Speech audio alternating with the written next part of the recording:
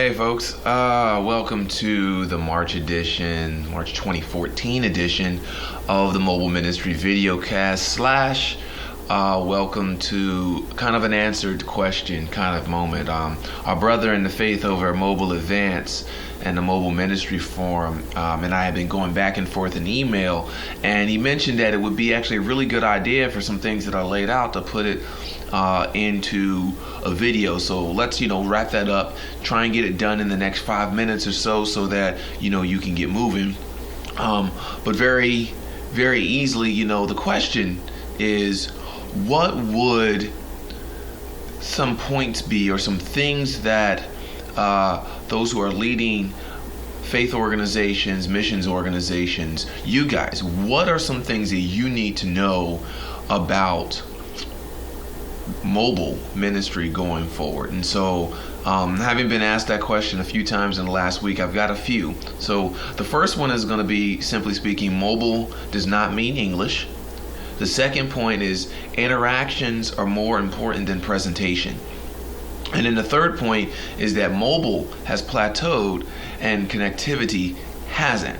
So let me unpack all of that. Mobile does not mean English. Now, we do understand, in the history of the faith, that the Christian faith has moved from a Middle Eastern context, and then it kind of went north and east, and then came back west, and it continued to go west. It jumped over the waters, and now it's kind of going a south and east direction again. We're really seeing communities arise in the global south that have expressions of the faith that really are not English, that do not have a Western construct of any means, but it is at the end of the day, and even in the middle of the day, they are still saying Jesus is Lord, and the output of their lives, it's incredible, because Jesus is really Lord in this. And so understanding this and the rise on the acquisition of mobile into these same areas, we're starting to understand that the expression of the faith,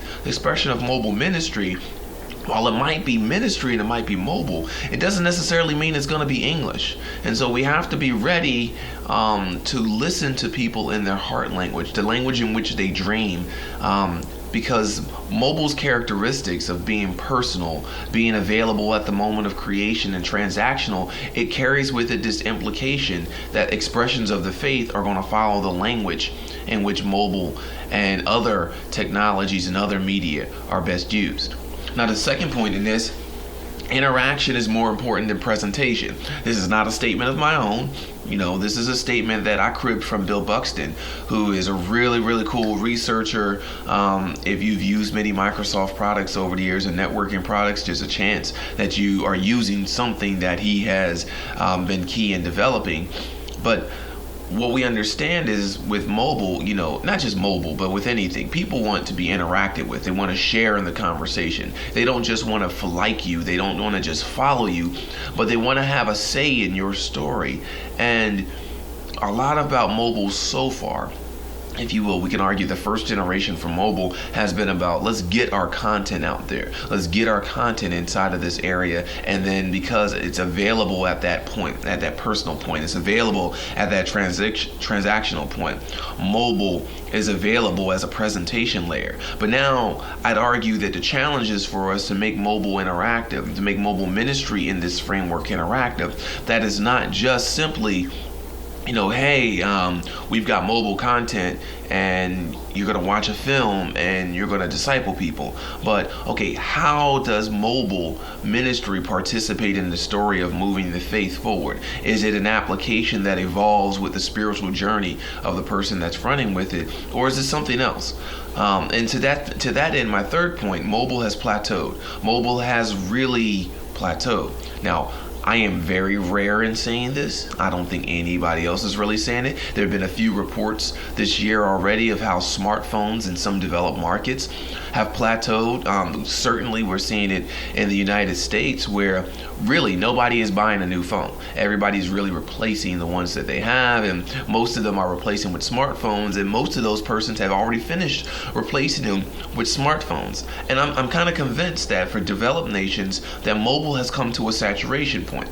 Now, it's coming it's going to begin to get there, probably sooner rather than later in our emerging and developing nations. And that's mainly because there are only so many people that are going to live in an economy that's based on them constantly being charged to connect with one another.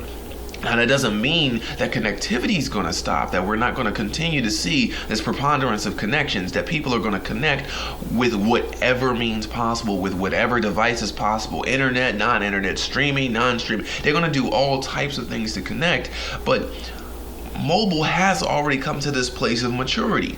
And therefore, there's this model of usage and expectations that follow along it. It's not about just getting people into your mobile frame now. It's about how do we mature that mobile frame into something that's a little bit more than just, I see you there. And we can expect, I think we should expect, that if we evolve or we mature spiritually, that the same thing happens with the tools that we use. So, to recap, mobile does not mean English. Interactions are more important than presentation. And then mobile has plateaued, but connectivity hasn't.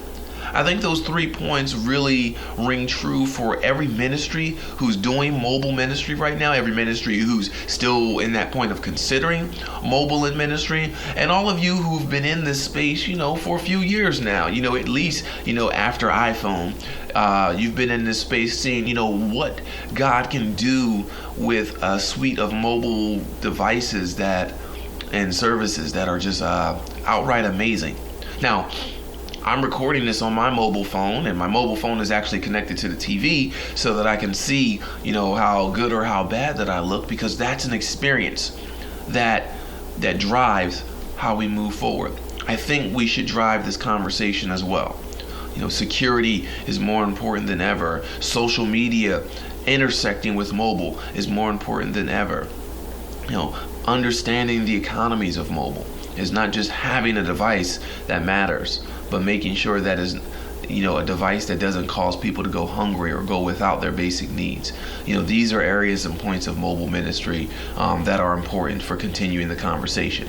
I want to thank you for keeping tuned.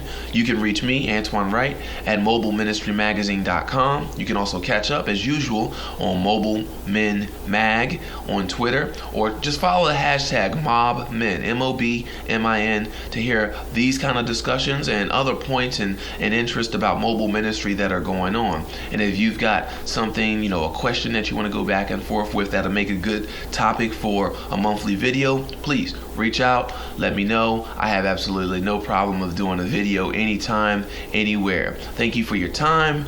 Many blessings to you. And given that this is the first day of Lent for all of us, let us be in remembrance that this is the greatest season in Christendom right here. This is the reason there is a Christendom. May you take the next 40 days to meditate and to prepare for a resurrected Christ. Thank you. God bless.